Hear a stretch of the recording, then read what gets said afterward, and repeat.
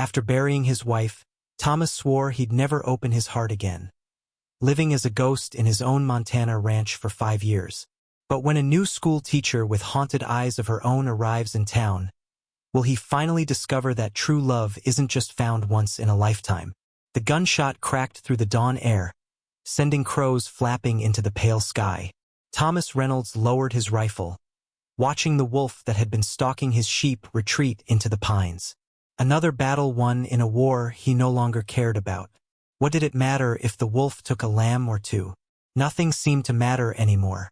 Sweat beaded on his forehead despite the early spring chill. 5 years a widower and still the dreams came. Elizabeth's fever-bright eyes, her hand clutching his as the doctor shook his head. The tiny bundle they buried alongside her. A son he would never know. Mr. Reynolds? Young Billy, the ranch hand's boy, stood at the edge of the field, hat twisted in his hands. Pa says breakfast is ready if you want some. Thomas nodded but didn't move. The workers meant well, but their pity felt like sandpaper on his skin. Tell him I'll be along. Watching Billy scamper away, Thomas remembered when he used to run like that, full of hope, before life taught him its cruelest lessons. His gaze drifted to the small family cemetery on the hill where 2 headstones stood stark against the sky. 5 years today. The cabin loomed before him, once a home and now just walls and a roof.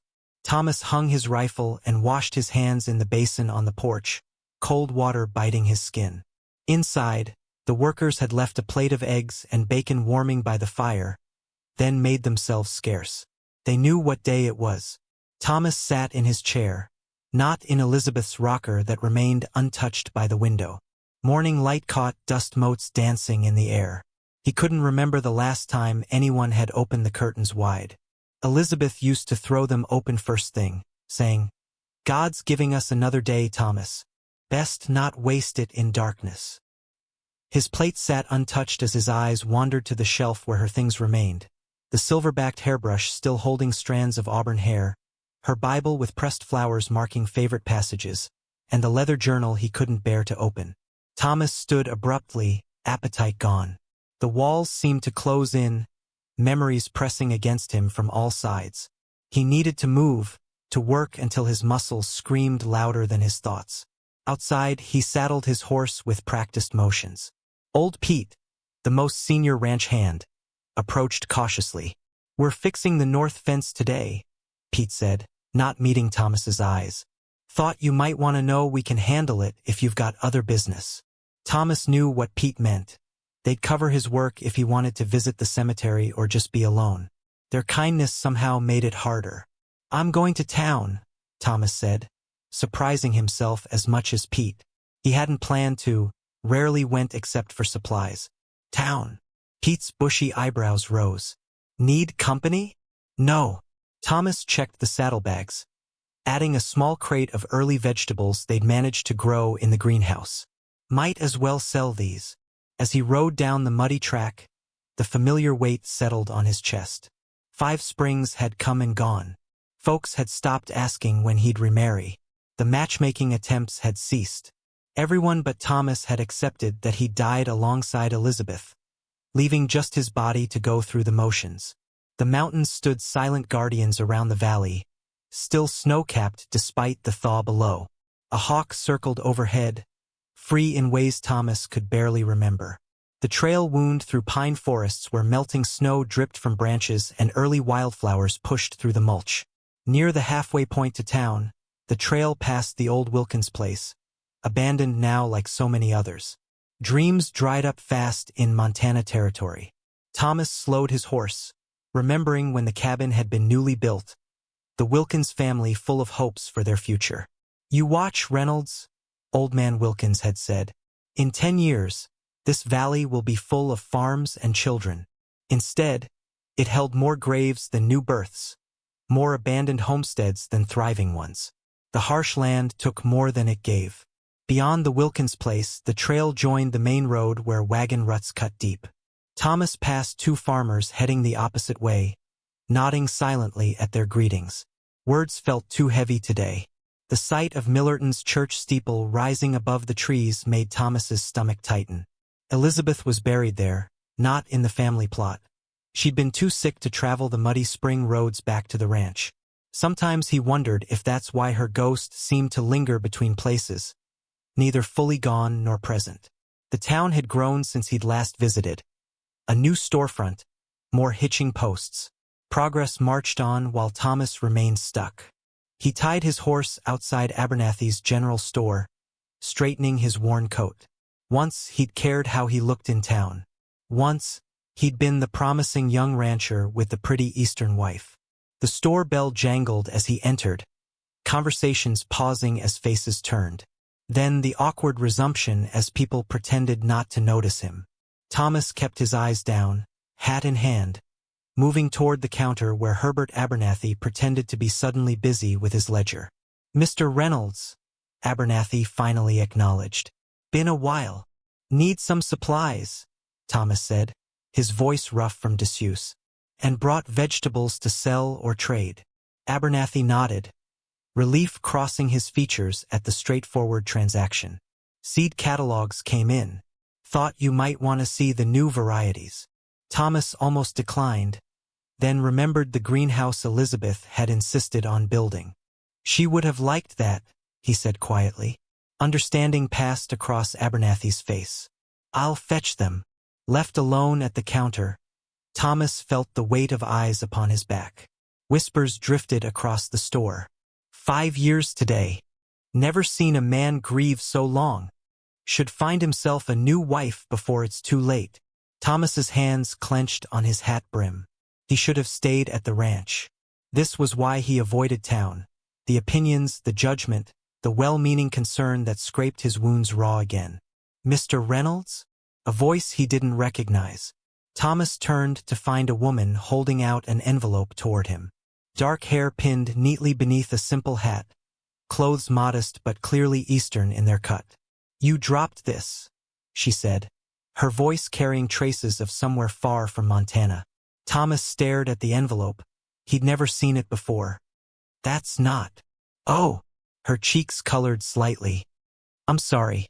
I thought, please excuse me." As she turned away, something about her quick, embarrassed movements caught Thomas's attention. Not because she resembled Elizabeth, she didn't at all, but because of the careful dignity in the way she recovered from her mistake. A woman used to navigating awkward situations with grace. Before he could think better of it, Thomas spoke. "No harm done, miss?" She paused, surprised at being addressed. "Walsh, Catherine Walsh. I'm the new schoolteacher." The school bell rang, shattering the quiet afternoon as children burst from Millerton's small schoolhouse like birds from a cage. Catherine Walsh stood in the doorway, watching them scatter toward waiting parents and empty streets. Only her second week teaching, and already the weight of 24 young minds pressed on her shoulders. What had she been thinking, coming all this way alone? "Miss Walsh." Little Emma Miller ran back up the steps, pigtails bouncing. "I forgot my reader." Catherine smiled despite her exhaustion. "Quickly now. Your mother's waiting." Alone again, Catherine sank into her chair, fingers automatically finding the gold locket at her throat. Inside, James smiled eternally, frozen at 28 years old. 3 years gone, yet sometimes the pain felt fresh as yesterday. The classroom walls seemed to press closer. 24 students, the school board breathing down her neck, and the silent judgment of a town trying to decide if the Eastern widow was fit to shape their children's minds. Catherine had escaped Boston's suffocating sympathy only to find Montana's scrutiny equally hard to bear. Her stomach growled, reminding her she'd forgotten lunch again. The boarding house served dinner at 6, 2 hours away. Perhaps she could find something at Abernathy's store to tide her over. The thought made her hands tighten on her desk edge. 3 days ago, she'd made a fool of herself there in front of that somber-faced rancher. He probably thought her a complete ninny, mistaking him for someone else, then babbling like a schoolgirl. "You're 30 years old, Catherine," she muttered, gathering her shawl. "Not some blushing miss." Outside, Millerton bustled with afternoon activity. The mining company office disgorged tired men heading for the saloon. Women hurried to finish errands before dinner preparations. Catherine nodded politely to Mrs. Hargrove, whose twins tested her patience daily, and pretended not to notice how conversation stopped when she passed the quilting circle outside the church. The general store's bell jangled as she entered. Mr. Abernathy smiled from behind the counter where he measured coffee beans for Mrs. Peterson. "Afternoon, Miss Walsh. Be with you directly." Catherine moved toward the back shelves, searching for something simple to eat. Perhaps some cheese and an apple. Her teacher's salary stretched only so far. "The dried peaches are fresh in from California," a deep voice said from behind her. "Better than the apples this time of year." She turned to find the rancher. Reynolds, she remembered, standing with his hat in his hands. Up close, she noticed his eyes were a deep blue, lines fanning from their corners speaking of sun and weather rather than laughter.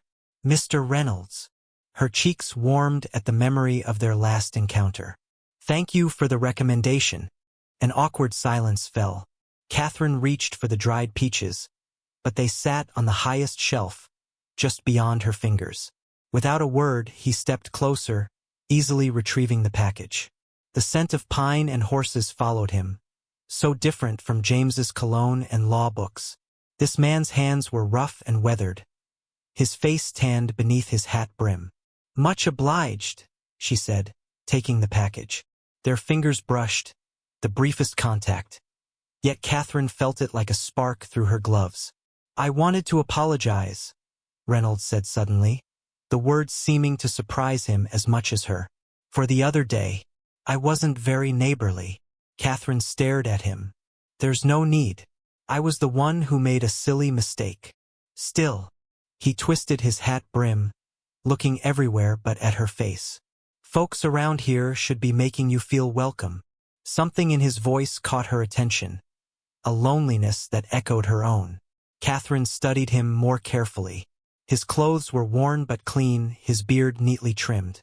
A man who took pride in himself once, perhaps still did in some small ways. "Are you originally from Montana, Mr. Reynolds?" she asked, partly from genuine curiosity, partly to ease his discomfort. "Born in Ohio. Came west after the war." His answers were clipped, like a man unaccustomed to conversation. Catherine pressed on. "I'm from Massachusetts myself. Boston. My wife was from Boston." The words seemed to slip out before he could stop them. His face closed immediately, jaw tightening. "Wife," past tense. Catherine recognized the look. She'd seen it in her mirror often enough. Before she could respond, a commotion erupted at the front of the store. Fire! Fire at the Miller place. The store emptied instantly. Outside, smoke billowed from a small house 2 streets away. Men ran toward it, women gathered children close. Without thinking, Catherine dropped her purchases and hurried toward the smoke. The Millers had 4 children, including Emma from her class. Had they all gotten out? "Miss Walsh." Reynolds caught her arm. "Where are you going?" "My student lives there. Emma Miller." Something shifted in his expression. "Stay back. I'll help the men." "I'm coming. Those children know me." For a moment she thought he might argue. Instead, he nodded sharply and they ran together toward the burning house. Chaos greeted them. Mr. Miller fought to enter the front door while others held him back.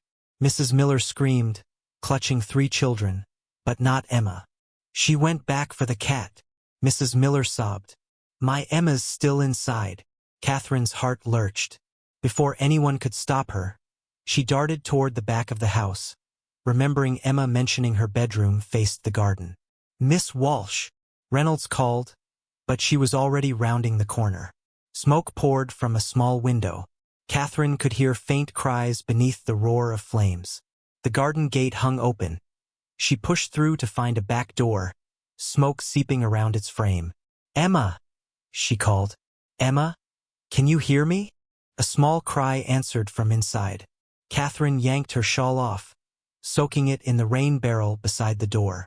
Wrapping it around her face, she reached for the doorknob. A strong hand gripped her shoulder, pulling her back. Reynolds stood there, his face grim. "Not that way," he said. "The roof's about to go." "But, Emma, show me which window is hers." Catherine pointed. Without hesitation, Reynolds stripped off his coat, soaked it in the barrel, and wrapped it around his head and shoulders. "If I'm not out in 2 minutes, get these people further back," he ordered, then smashed the window with his elbow and hoisted himself through. The longest minutes of Catherine's life crawled by. Townsfolk gathered in the garden, the fire brigade arriving too late to save the house but working to keep flames from spreading. Just as Catherine was about to cry out in despair, the window frame splintered wider. Reynolds emerged backward, awkwardly clutching something. Emma, her face black with soot, clutched both a kitten and her schoolbook to her chest. "Mama's reader," she wheezed as Reynolds handed her down to Catherine. "Couldn't leave it." Relief made Catherine's knees weak. As she cradled Emma, checking for injuries, Reynolds stumbled from the window, collapsing onto his knees in the dirt. His shirt smoldered in places, his hands raw and bleeding from broken glass. "Mr. Reynolds." Catherine handed Emma to Mrs. Peterson and hurried to his side. "Are you hurt?" He coughed violently, waving away her concern. Soot blackened his face, blood trickled from a cut on his forehead, yet his eyes, when they finally met hers, held something Catherine hadn't seen in them before. "Life. Brave thing you did," she said softly, helping him to stand as others rushed to take Emma to the doctor. "You could have been killed." Reynolds looked at the burning house, then at his bleeding hands. "Been a while since anything seemed worth the risk," he admitted, voice rough from smoke. Before she could respond, townspeople surrounded them, slapping Reynolds on the back, exclaiming over his heroism. Catherine found herself pushed to the periphery, watching as the solitary rancher endured their attention with visible discomfort. Later, as the fire smoldered and townfolk organized help for the Miller family, Catherine found Reynolds sitting alone on a bench outside the barber shop, staring at his bandaged hands. "The doctor says Emma will be fine," she told him, sitting beside him without waiting for an invitation. "Just some smoke in her lungs." He nodded, not looking up. "I never properly introduced myself the other day," Catherine continued, extending her hand formally. "Catherine Walsh, schoolteacher. Recently from Boston, currently boarding with Mrs. Finch, and evidently prone to rushing into burning buildings." A ghost of a smile touched his lips as he carefully took her hand in his bandaged one. "Thomas Reynolds, rancher, 5 miles north of town. Widower." The last word came reluctantly, but deliberately. Their eyes met, recognition passing between them, not of faces, but of something deeper. The look of someone who had buried part of themselves and was surprised to find anything still lived beneath the grief. "Well, Mr. Reynolds," Catherine said softly, "I believe this is what people call a proper introduction." "I believe it is, Miss Walsh." He released her hand but continued to hold her gaze. "I believe it is." Lightning split the sky, illuminating Catherine's small room at Mrs. Finch's boarding house. Rain hammered against the window as if demanding entry. 3 weeks had passed since the fire, and still the town buzzed with the story of Thomas Reynolds' heroism. The silent rancher had saved little Emma Miller, then vanished back to his property as if eager to escape the attention. Catherine turned another page in her book, unable to focus on the words. Tomorrow was Sunday, her one day free from teaching. Mrs. Finch had invited her to attend church, but Catherine hesitated. Church meant seeing the whole town, including possibly him. "This is ridiculous," she muttered, closing her book with a snap. "You're not some lovesick girl." A particularly violent thunderclap shook the windows. Catherine moved to check that they were securely latched when she noticed a figure on horseback fighting through the downpour on the street below. The rider slumped forward in the saddle, barely staying mounted as the horse picked its way through mud puddles. Catherine squinted through the rain-streaked glass. Was that? Yes, the horse stopped at Mrs. Finch's gate. The rider nearly fell dismounting, catching himself on the fence post. Without thinking, Catherine grabbed her shawl and hurried downstairs. Mrs. Finch, startled by the pounding at her front door, emerged from the kitchen wiping flour from her hands. Mercy! Who'd be out on a night like this? Catherine reached the door first, throwing it open to reveal Thomas Reynolds, drenched and shivering, one arm cradled awkwardly against his chest. "Mr. Reynolds," she gasped. "What's happened?" "Bull," he managed through chattering teeth. "Gored me. Didn't know where else to go. Doctor's away delivering the Jensen baby." Mrs. Finch bustled forward. "Goodness gracious. Bring him to the kitchen, Catherine. I'll fetch towels and the medicinal whiskey." Between them, they half-carried Thomas to the warm kitchen. His clothes dripped puddles on the clean floor as they settled him in a chair near the stove. When Catherine helped remove his coat, she gasped at the blood soaking his left sleeve. "How bad is it?" he asked, his face pale beneath his tan. Catherine carefully rolled up the tattered sleeve. A deep gash ran from his elbow nearly to his wrist, still bleeding freely. "Bad enough," she answered honestly. "It needs cleaning and stitching." Mrs. Finch returned with supplies, her usual timidity replaced by practical efficiency. "My late husband was a surgeon in the war. I assisted him sometimes." She examined the wound with a critical eye. "Clean puncture, missed the major vessels." "You're lucky, Mr. Reynolds." Thomas managed a weak smile. "Don't feel lucky. Catherine, boil water and find my sewing kit. The special one in the rosewood box." Mrs. Finch turned to Thomas. "And you, sir, need this whiskey more than my Christmas fruitcake does." Catherine moved quickly, grateful for something useful to do. As she gathered supplies, she watched Thomas from the corner of her eye. Even injured and sodden, he maintained a certain dignity. No complaints, no dramatic wincing as Mrs. Finch cleaned his wound. "Were you alone when it happened?"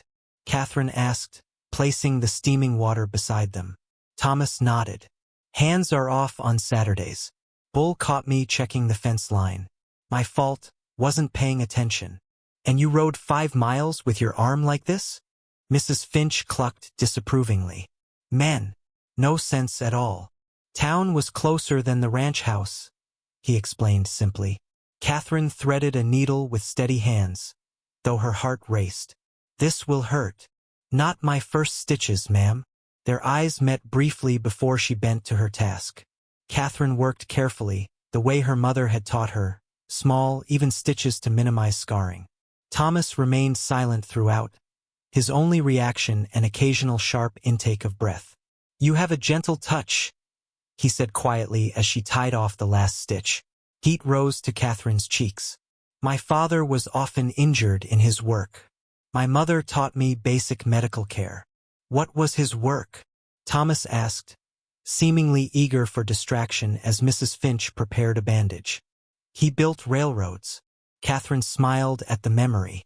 "A grand adventurer, always chasing the next horizon. He died in a tunnel collapse when I was 16. Understanding passed between them, the familiar shadow of loss. Mrs. Finch finished wrapping Thomas's arm. "You can't ride back tonight, Mr. Reynolds. The storm's only worsening, and you've lost blood." "I couldn't impose." "Nonsense," Mrs. Finch interrupted. "My son's room is empty since he moved to Denver. It's proper enough with me as chaperone. Besides, riding now would undo all our good work." While Mrs. Finch prepared the spare room, Catherine and Thomas sat in awkward silence by the stove. The kitchen felt suddenly intimate, the storm isolating them from the outside world. "Why did you come to Montana?" Thomas asked abruptly. Catherine's fingers found her locket, a habit when thinking of James. "After my husband died, Boston became suffocating. Too many memories. Too many well-meaning friends trying to fix what couldn't be fixed." Thomas nodded, understanding without words. "Teaching positions were scarce there," she continued. "Too many qualified women, not enough schools willing to hire widows. When I saw the advertisement for Millerton, it seemed like fate." "Fate has a strange sense of humor," Thomas observed, glancing at his bandaged arm. A smile tugged at Catherine's lips. "Indeed it does. 3 months ago, I was heading west on a train with everything I owned in 2 trunks. Now I'm stitching up a rancher during a thunderstorm." "Life takes unexpected turns," Thomas agreed. His eyes strayed to the window where lightning still flashed. "Like finding yourself riding through a downpour with a wounded arm, seeking help from the new schoolteacher. "Do you regret it?" she asked softly. "Coming here tonight?" Thomas considered her question with the seriousness she'd come to expect from him. "No," he said finally. "I don't regret it." The simple honesty in his voice made Catherine's breath catch.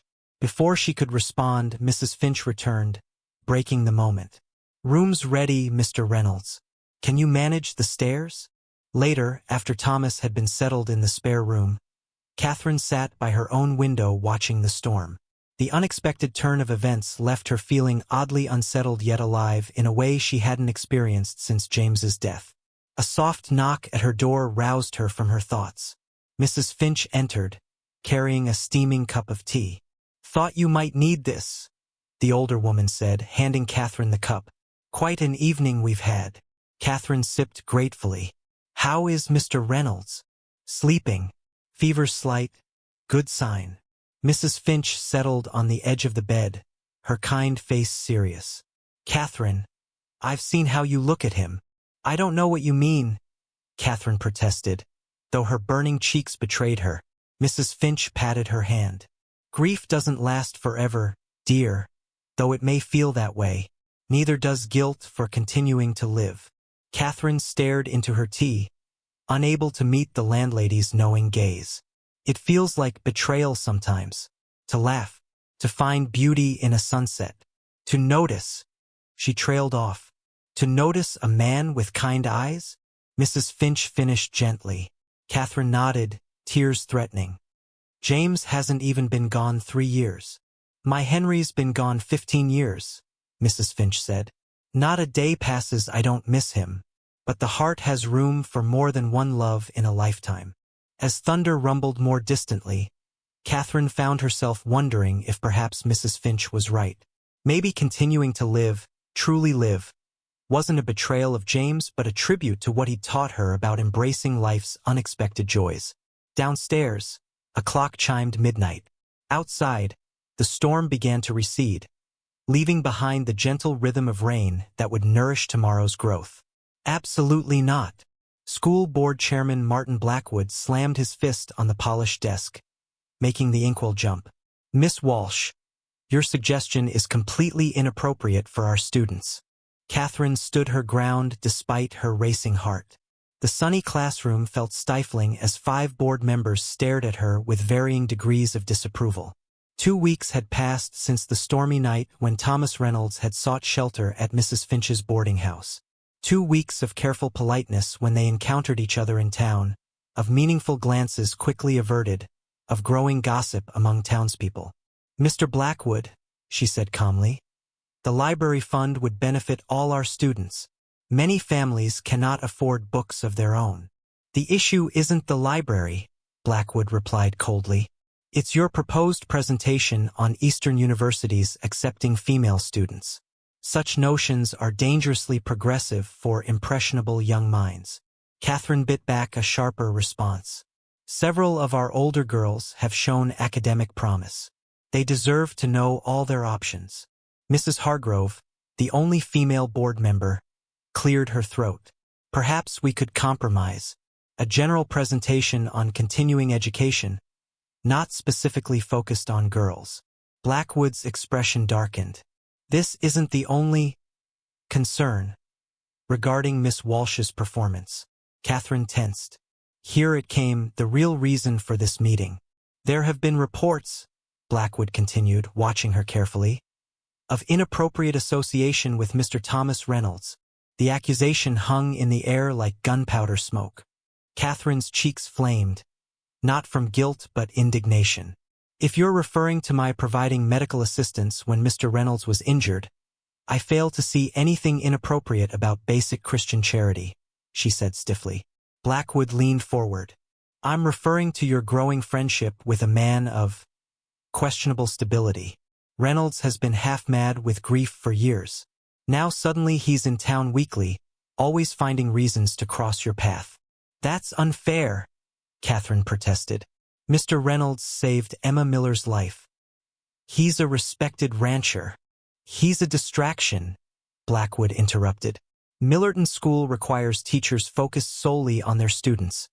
not on personal entanglements. Remember, your contract stipulates moral conduct above reproach. The threat was clear. Catherine gathered her papers with trembling hands. Is there anything else, gentlemen? I have lessons to prepare. Later, Catherine walked quickly through town, humiliation and anger burning in her chest. The unfairness stung worse than the warning itself. She had done nothing wrong, nothing inappropriate. Yet Blackwood spoke as if she'd committed some terrible indiscretion. Miss Walsh. The familiar deep voice made her heart skip.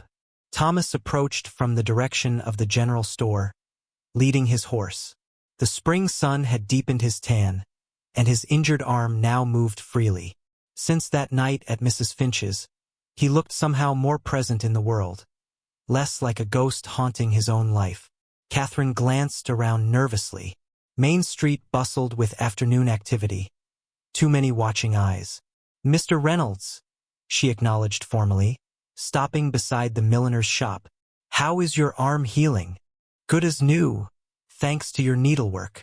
He studied her face. Something's wrong. Catherine hesitated. The school board's warning was still raw, but she couldn't bring herself to lie. Mr. Blackwood expressed concerns about my teaching methods. Thomas's expression darkened. Blackwood's a fool. Always has been. He's also head of the school board, Catherine reminded him. And he mentioned our friendship as potentially inappropriate. Understanding crossed Thomas's features, followed by anger. Because I'm a widower and you're a widow? Partly that. Partly because you've been... Catherine stopped, embarrassed. Been what? Coming to town more often, she finished quietly. Thomas looked away, adjusting his horse's bridle unnecessarily. I can stop, if it's causing trouble for you. The simple offer touched her. He would withdraw, retreat back into isolation, if it would protect her position. Catherine found herself unwilling to accept such a sacrifice. No, she said firmly. That would be letting narrow minds dictate our actions. We've done nothing wrong. Relief flickered across his face. Then perhaps, he paused, seeming to gather courage, perhaps you would consider riding out to see my ranch this Sunday after church? Mrs. Finch could accompany you as chaperone. Everything's greening up now. The valley's at its prettiest. The invitation surprised her. Such a public outing would certainly set tongues wagging, yet Catherine found herself nodding before she could reconsider. I'd like that, she said simply. Sunday dawned clear and mild. Catherine wore her second-best dress, the blue one that James had always favored. As she pinned her hat, she found herself wondering what Thomas would think of it, then immediately scolded herself for the thought. Church services passed in a blur. Catherine was acutely aware of Thomas sitting 3 pews behind her, of the speculative glances when Mrs. Finch announced she and Catherine would be riding out to the Reynolds ranch afterward. Quite the scandal you're causing, Mrs. Finch chuckled as they climbed into Thomas's wagon. Mrs. Peterson nearly swallowed her hymnal when I mentioned our plans. Thomas looked uncomfortable. If this is too public. Nonsense, Mrs. Finch interrupted. Young people should enjoy the spring weather. Besides, I've wanted to see your famous greenhouse for years. The ride out of town felt like escape. As buildings gave way to open countryside, Catherine felt tension draining from her shoulders. Thomas pointed out landmarks as they traveled. The creek that ran through his property, the ridge where mountain lions sometimes appeared in winter, the meadow now carpeted with wildflowers. It's beautiful, Catherine said sincerely as the valley opened before them. Green hills rolled toward distant mountains, the landscape vivid with new growth.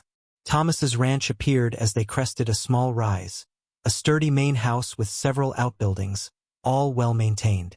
Corrals held horses and cattle, while sheep grazed on a hillside under a boy's watchful eye. It's not much, Thomas said apologetically as he helped Catherine from the wagon. Elizabeth had plans to expand the house, plant an orchard over there. The casual mention of his late wife surprised Catherine.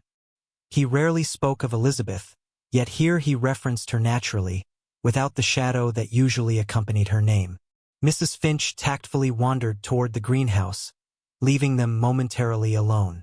Thank you for inviting us, Catherine said. "It's good to escape town sometimes." Thomas nodded, suddenly awkward without the wagon between them. "Would you like to see the house?" Inside, the ranch house revealed a study in contrasts. The kitchen was functional but sparse. A man's kitchen, focused on necessity rather than comfort. The parlor, however, remained a shrine to Elizabeth. Feminine touches everywhere. Embroidered cushions, painted china, a bookshelf of poetry volumes.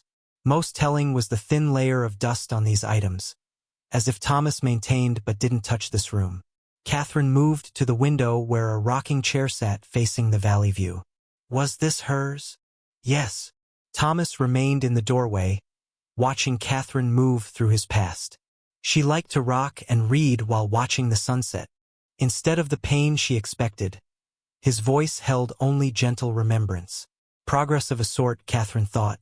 She had good taste, Catherine said, running her finger along a row of books. We share favorites. Thomas stepped into the room. Something in his manner suggested he rarely did so. She would have liked you, he said quietly. You remind me of her sometimes. Not in looks, but in spirit. The comparison might have bothered Catherine once. Now she understood it for the compliment it was. Tell me about her? Thomas's eyes widened in surprise. Most people avoided mentioning Elizabeth, fearing his reaction. But Catherine sensed he needed to speak of her. Not as a ghost haunting him, but as the woman who had shaped his life. She was brave, he began hesitantly, coming west with a man she barely knew. She hated the winters but loved the spring wildflowers. As Thomas shared memories, Catherine watched him carefully. The tension that usually gripped him when Elizabeth was mentioned had eased. He wasn't forgetting. He was remembering without being consumed by grief. Outside, clouds gathered over the distant mountains. A spring shower approached, but inside the dusty parlor, something new was taking root. Not a replacement for what was lost, but the possibility of growth in soil long fallow. Mrs. Finch's voice called from outside, breaking the moment. Catherine, Thomas, you must see these tomato plants.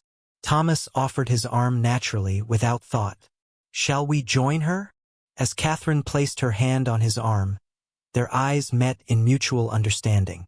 They stood in dangerous territory, not just because of town gossip or Blackwood's threats, but because opening their hearts again meant risking the pain they'd both barely survived once before. Yet as they stepped together into the spring afternoon, Catherine felt not fear but a quiet certainty. Some journeys, once begun, must be followed to their conclusion, wherever that might lead. She's corrupting our children with her Eastern ideas. Mrs. Peterson's shrill voice carried across the crowded town hall. Summer heat pressed down on the hastily called meeting, faces flushed with more than just the July temperature. Teaching girls they should attend university instead of preparing for marriage and motherhood. Catherine sat rigid in her chair at the front of the room, hands folded tightly in her lap to hide their trembling.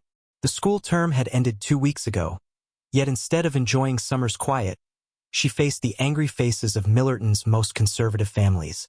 Chairman Blackwood nodded sympathetically at Mrs. Peterson's outburst. Indeed, several parents have expressed concern about Miss Walsh's progressive curriculum. Nonsense, Mrs. Finch called from the back row. Catherine has done nothing but improve our school. Test scores are higher than they've been in 5 years. Murmurs of agreement rippled through the crowd. Not everyone opposed her, Catherine realized with a surge of hope. Some parents, those whose children had flourished under her teaching, nodded approvingly at Mrs. Finch's defense. This isn't just about academics, Blackwood continued smoothly. It's about moral character and example. Miss Walsh has been seen frequently in the company of Mr. Reynolds, without proper chaperonage. The accusation hung in the air like gunpowder. Catherine's cheeks burned. She opened her mouth to defend herself when the town hall door banged open. Thomas Reynolds strode in, hat in hand, his expression thunderous. The crowd parted before him, whispers following in his wake. Catherine hadn't seen him in nearly a week. Not since their last meeting had ended with his gruff invitation to the town's Independence Day celebration. Sorry I'm late, he said calmly. though his eyes blazed. Had business to finish at the bank. Seems I've arrived at an interesting moment. Blackwood's face darkened. This is a closed meeting, Reynolds. About a teacher in our public school? Thomas raised an eyebrow. As a taxpayer and property owner, I believe I have every right to attend. Catherine watched in amazement as Thomas took a seat in the front row, directly facing Blackwood.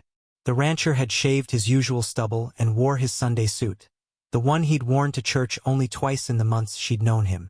As I was saying, Blackwood continued, visibly rattled, there are concerns about Miss Walsh's suitability as an influence on our children. What concerns exactly? Thomas asked, his voice deceptively mild. That she expects excellence from every student? That she believes girls deserve the same education as boys? Or perhaps that she speaks to me in public without fainting? Nervous laughter rippled through the crowd. Blackwood's knuckles whitened as he gripped the podium. The school board has standards, Reynolds. Miss Walsh was hired to teach reading, writing, and arithmetic, not to challenge our town's traditional values. Catherine finally found her voice.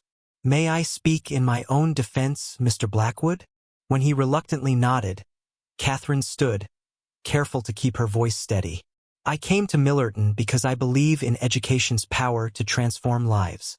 Yes, I've encouraged my brightest students, both boys and girls, to consider further study. And yes, I've spoken with Mr. Reynolds, a respected member of this community who saved one of my students from a burning building. She paused, gathering courage. If friendship between a widow and a widower scandalized this town, perhaps the problem lies not with us, but with those who have nothing better to do than gossip. Gasps and murmurs erupted. Thomas's eyes never left her face, a small smile playing at the corners of his mouth. Blackwood slammed his gavel. This is precisely the insubordination I've warned about. Miss Walsh clearly lacks the proper temperament for molding young minds. Perhaps, drawled a new voice from the doorway, we should hear from those young minds before making decisions. Heads turned to see Judge Wilson, Millerton's most respected citizen, entering with several older students and their parents. Emma Miller, fully recovered from the fire, stood among them.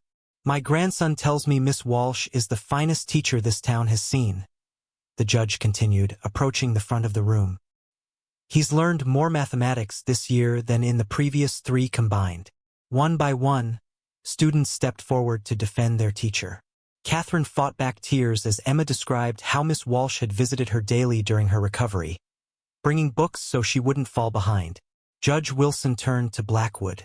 Martin, I understand you're frustrated that Miss Walsh rejected your son's courtship attempts, but using your position to punish her seems beneath you.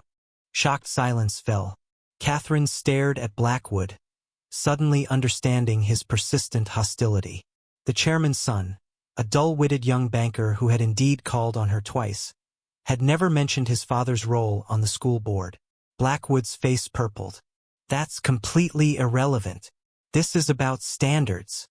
This is about control, Thomas interrupted, rising to stand beside Catherine. And about the fact that Miss Walsh chooses her own company rather than yours. The room erupted in chaos, supporters and detractors shouting over each other, while Judge Wilson unsuccessfully called for order. Through it all, Catherine remained conscious of Thomas beside her, his presence solid and unwavering. I never meant to cause such trouble, she whispered. Thomas shook his head slightly. You caused nothing. You simply refused to be less than who you are. Something in his words, in the simple truth of them, steadied Catherine. Whatever happened next, she wouldn't face it alone. Judge Wilson finally restored order by threatening to clear the room. This has gone far enough, he announced. The school board will meet privately tomorrow to discuss Miss Walsh's contract renewal. Until then, this meeting is adjourned. As people filed out, Thomas offered Catherine his arm. May I walk you home? Aware of watching eyes but past caring, Catherine took it. Yes, you may. Outside, summer twilight painted the street in soft gold. Neither spoke until they'd left the crowd behind. Thank you, Catherine said finally, for defending me. Thomas stopped walking, turning to face her. I should have done it sooner. I've been cautious for your sake. Worried about your reputation. And I've worried about reopening your grief, she admitted. We've both been stepping too carefully. The honesty between them felt like finally setting down a heavy burden. Thomas's eyes held hers, searching. Catherine, he said quietly, using her given name for the first time. I don't know what the board will decide tomorrow, but whatever happens, I want you to know something. She waited, heart pounding. Meeting you woke something I thought had died with Elizabeth. His voice roughened. I don't want to go back to sleep again. The simple declaration. So honest, so vulnerable from a man who rarely revealed himself. Moved Catherine more than flowery words ever could. Before she could respond, hurried footsteps approached. Mrs. Finch appeared, breathless and agitated. Catherine, Thomas, you must come quickly. There's a telegram from the school superintendent in Helena. Blackwood's been summoning the driver all over town. Catherine and Thomas exchanged alarmed glances. Whatever the telegram contained, Blackwood clearly didn't want them to see it before tomorrow's board meeting. Where's the driver now? Thomas asked. At the saloon, Mrs. Finch replied. But not for long, I expect. Without hesitation, Thomas turned toward the saloon, still holding Catherine's arm. Then we'd better hurry. As they rushed down the dusty street, Catherine realized how much had changed in a few short months. The cautious, grieving woman who'd arrived in Millerton would never have imagined herself racing to intercept a telegram driver, arm in arm with a rancher, fighting for her place in a town that had become unexpectedly precious to her. Yet here she was, choosing this path, this moment, this man, and feeling more alive than she had in years. You wrote to the superintendent? Thomas stared at the telegram in disbelief. Lantern light flickered across the faded paper in Catherine's small sitting room at Mrs. Finch's boarding house. Outside, crickets chirped in the summer darkness, while inside, 3 people huddled around an official message that had arrived just in time. Catherine nodded, her expression a mixture of defiance and uncertainty.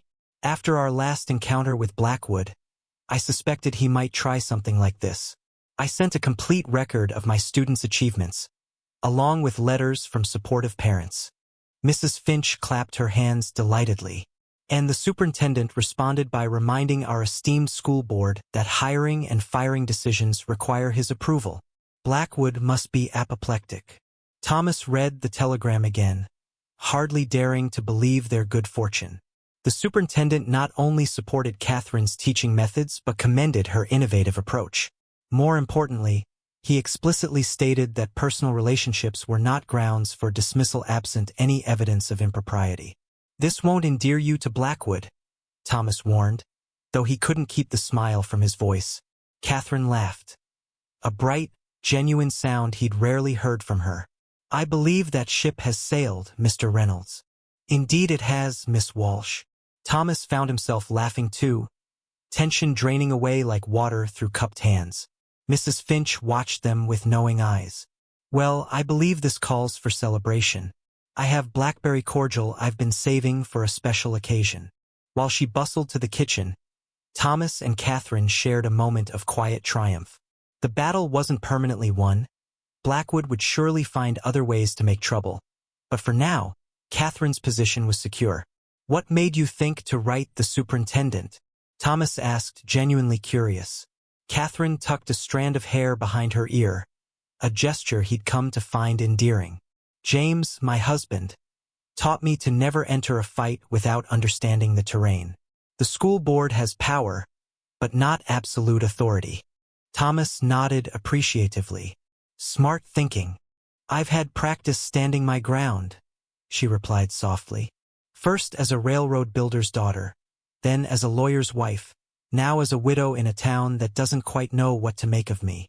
I know what to make of you, Thomas said, the words slipping out before he could reconsider.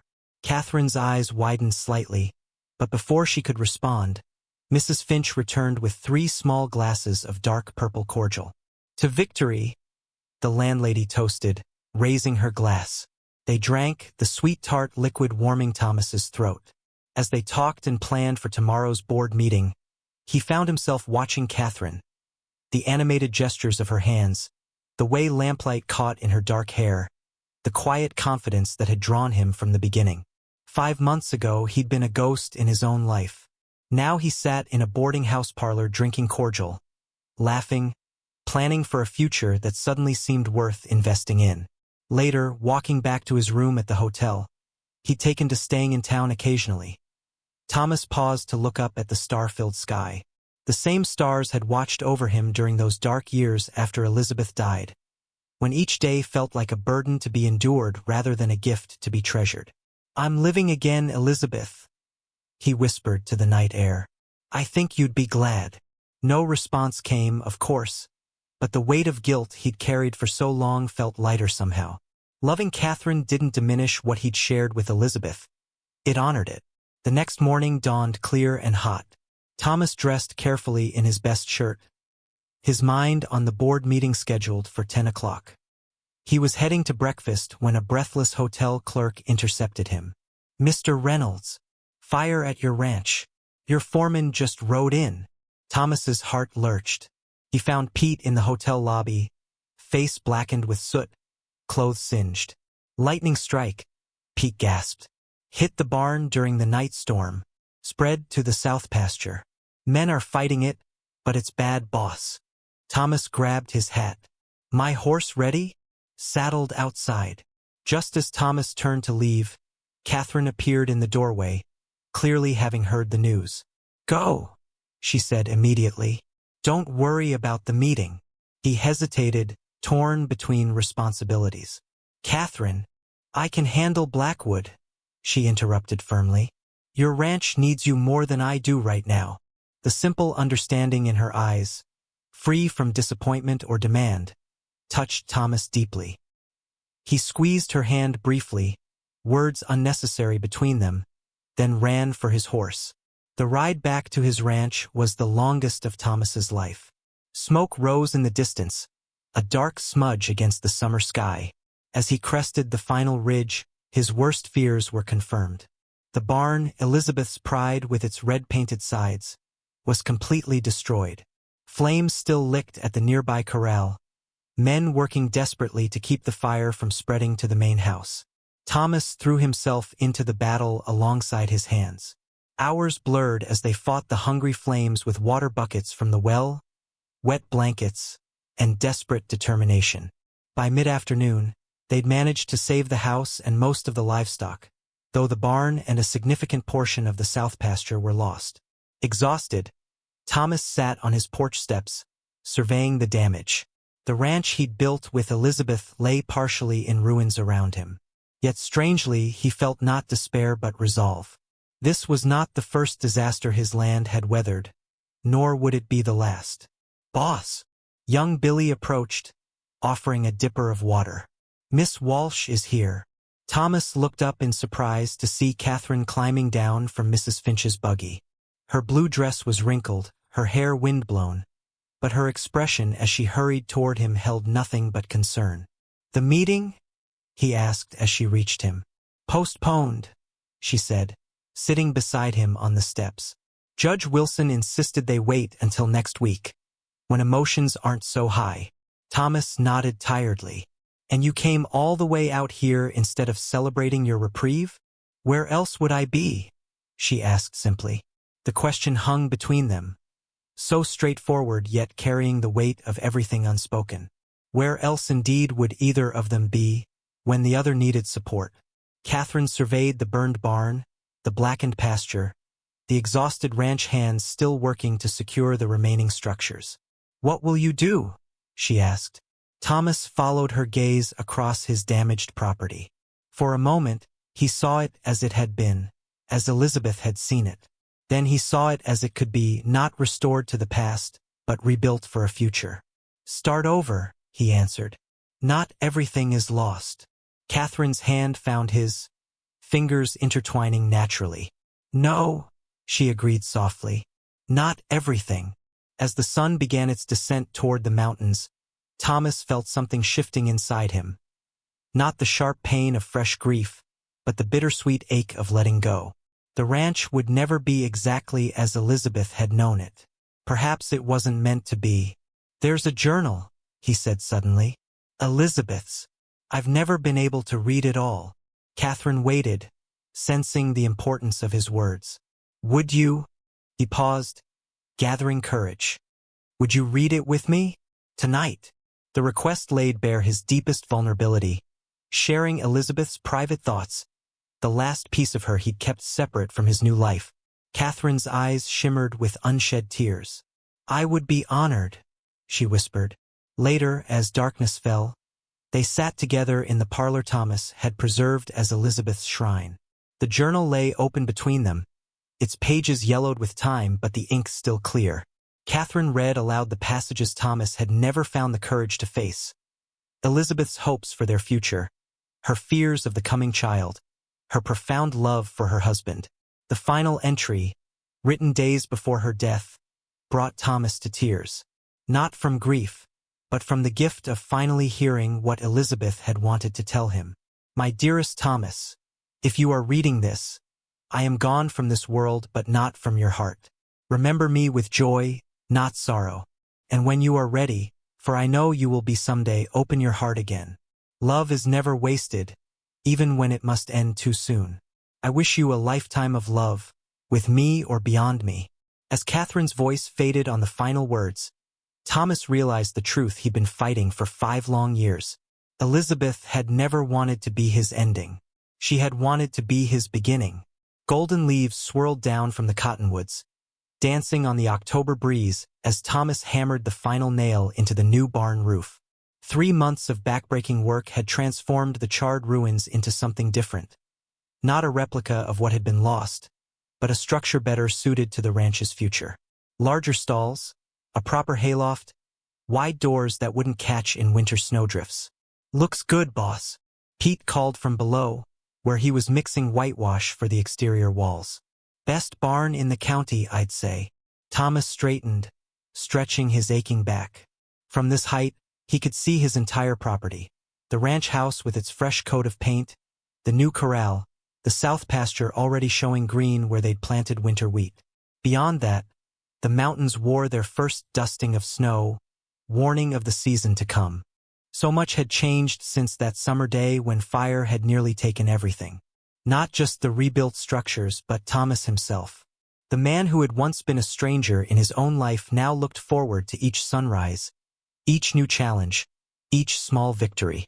And Catherine, always Catherine, as if conjured by his thoughts, a wagon appeared on the road from town.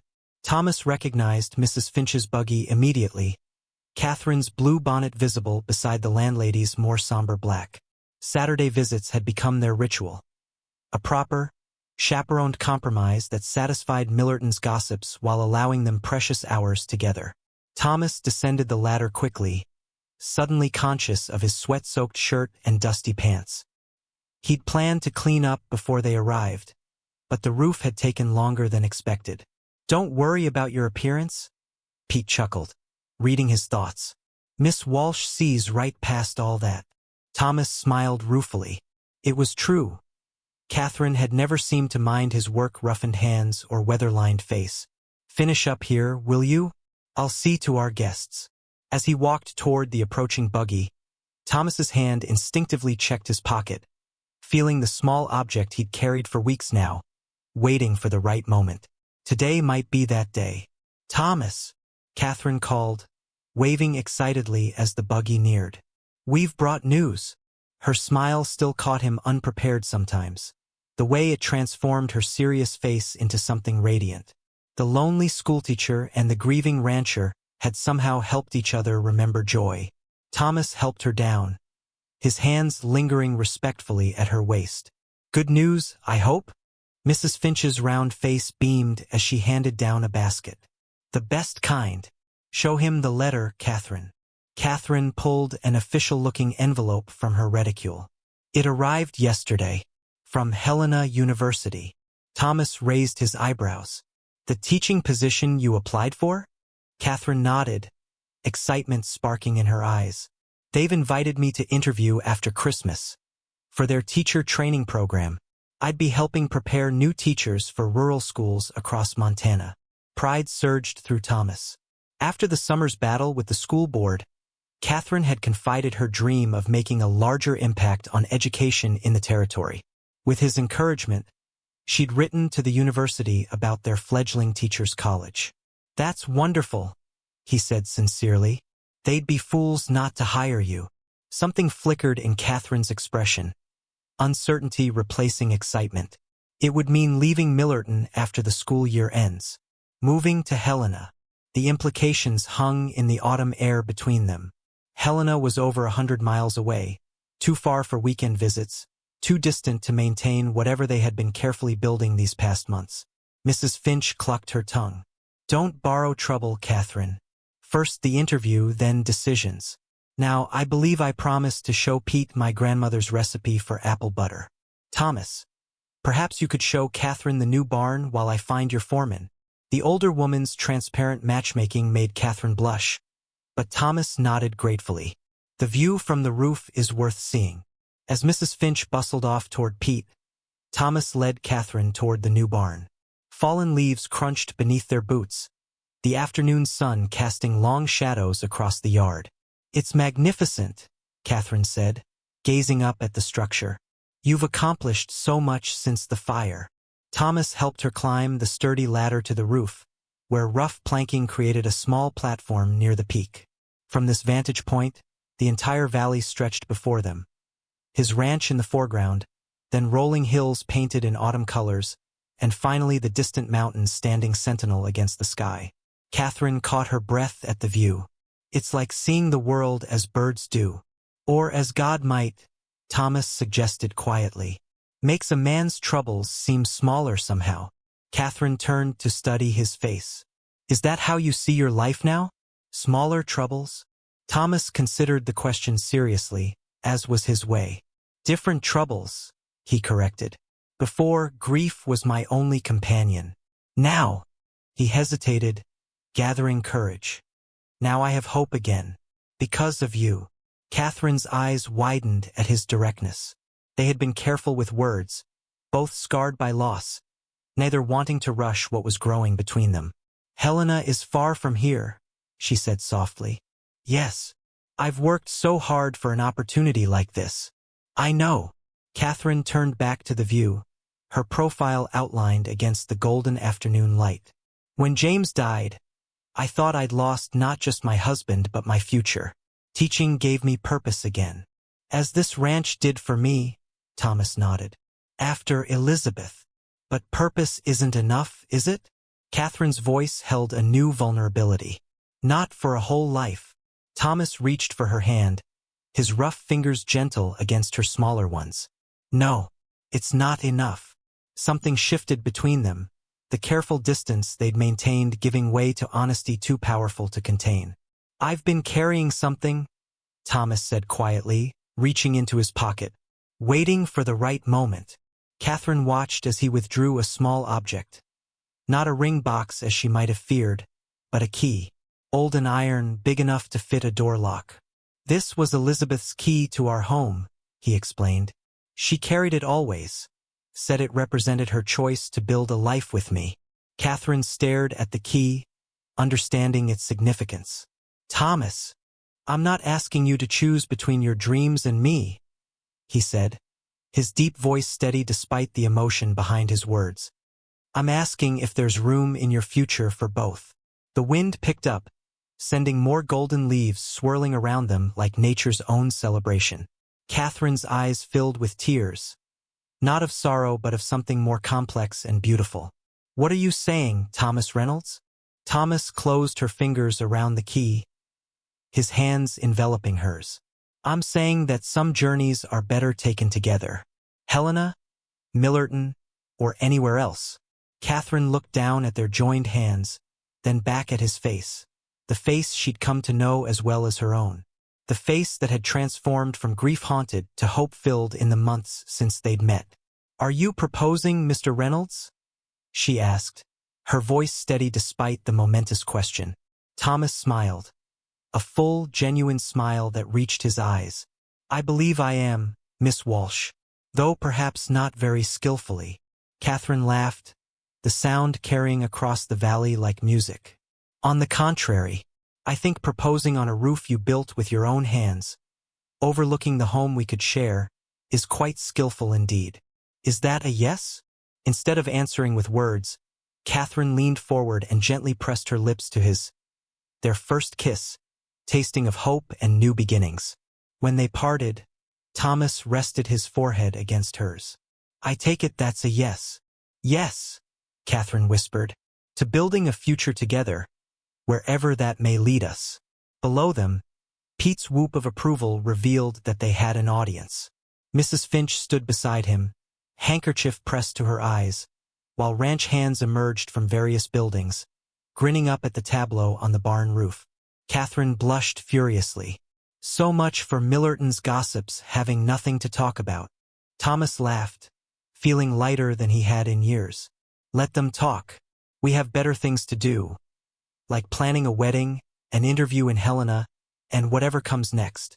As they descended the ladder to accept congratulations, Thomas realized that the weight he'd carried for so long, the guilt of surviving, of finding happiness after loss, had finally lifted completely.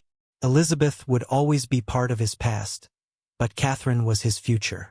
And for the first time in 5 years, the future looked brighter than the past.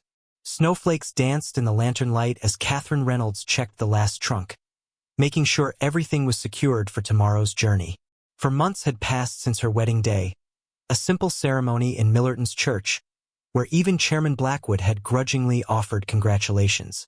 3 weeks had passed since her successful interview at Helena University, where they'd offered her not just a teaching position but a role helping design curriculum for Montana's rural schools.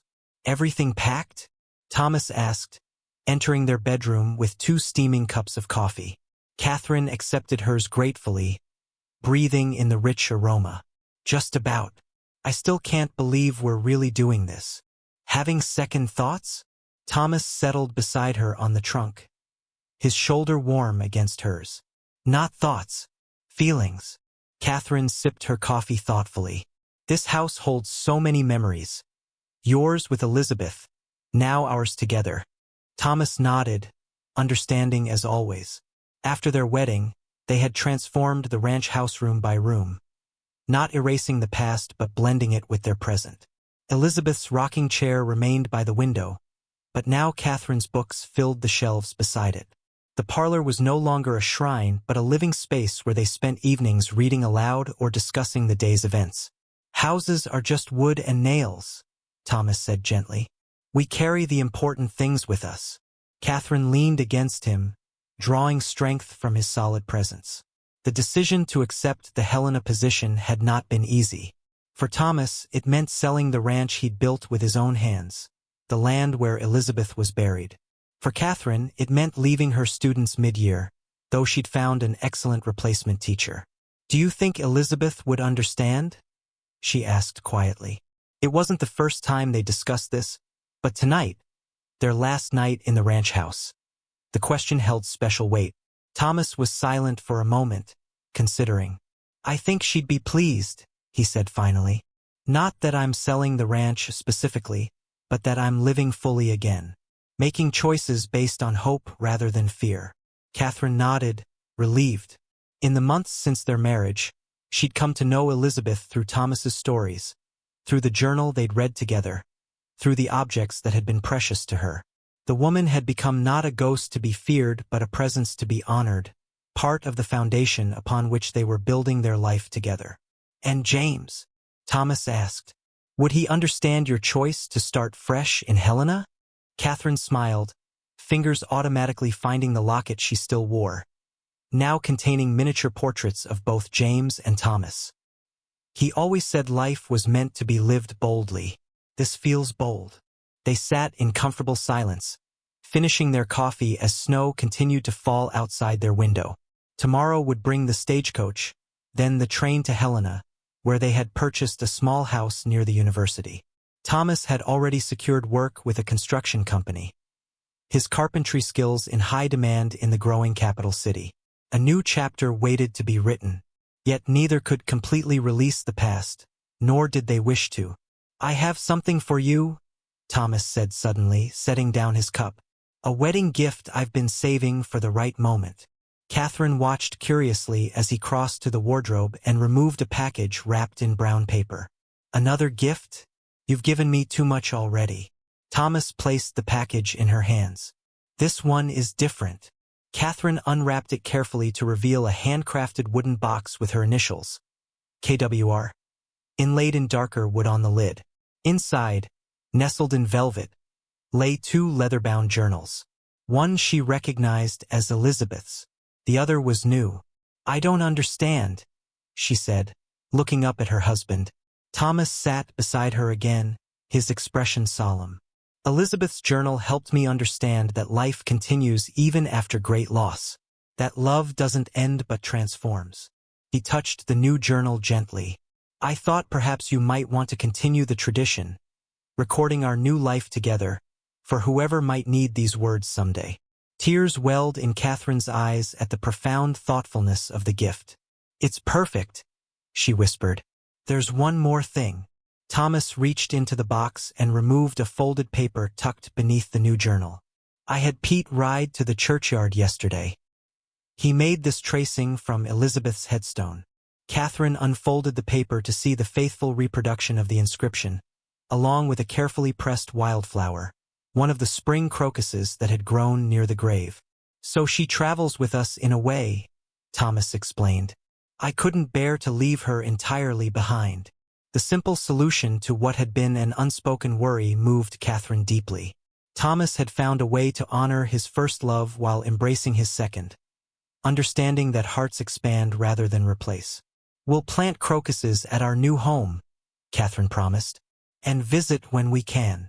Thomas gathered her into his arms, his embrace communicating what words could not: gratitude for her understanding, love for who she was, hope for their future together. Later, as Catherine wrote the first entry in her new journal, she reflected on the journey that had brought them here. 2 people shattered by loss who had somehow found the courage to piece themselves back together, not as they had been before, but as something new and equally beautiful. Today we begin again, she wrote, not forgetting what came before, but carrying it with us as we step forward. Thomas taught me that grief carves channels in us that can either remain empty or eventually carry new waters. Love does the same. It shapes us for more love if we're brave enough to receive it. Outside, snow continued to fall, covering the ranch in a blanket of white. Not an ending, but a transformation. By morning, the familiar landscape would look different, just as their lives had been reshaped by loss and then by finding each other.